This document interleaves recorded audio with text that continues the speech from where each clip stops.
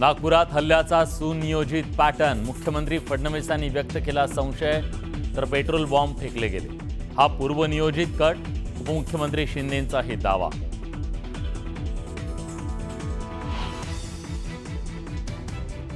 Cut असेल तर गृह खातं झोपलं होतं का? राड्यावरून उद्धव ठाकरेंचा सवाल।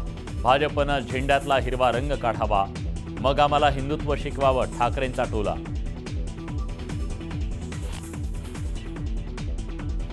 सोशल मीडियाच्या माध्यमातून अफवा पसरवल्यानं नागपुरात तणाव वाढला। नागपूर पोलीस आयुक्तांची माहिती, अफवा पसरवणाऱ्यांवर कारवाईचा इशारा।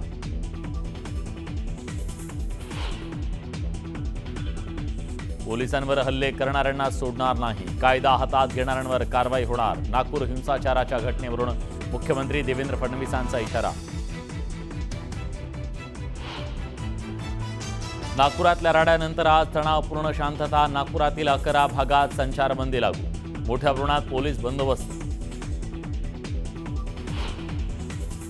नागपुरात हिंसाचाराची घटना घडत असताना मुख्यमंत्री कार्यालय कुठं होतं? सरकार चालवता येत नाही म्हणून दंगल घडवणं कितपत योग्य? आदित्य ठाकरेंचा मुख्यमंत्र्यांवर निशाणा। नागपुरात झालेल्या हिंसाचारात डीसीपी निकेतन कदम यांच्यावर कुऱ्हाडीनं हल्ला, तर मुख्यमंत्री देवेंद्र फडणवीसांची जखमी पोलिसांची फोनवरून विचारपूस। मी मुख्यमंत्र्यांचा लाडका, मला फडणवीसांनी तंबी दिली नाही, तर कुणीही राजीनाम्याची मागणी केली नसल्याचं नितेश राणेंचं विधान।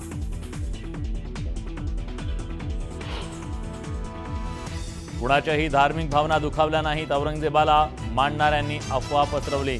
विश्व हिंदू परिषदेचं स्पष्टीकरण, काल विहिंपच्या आंदोलनानंतर नागपुरात राडा।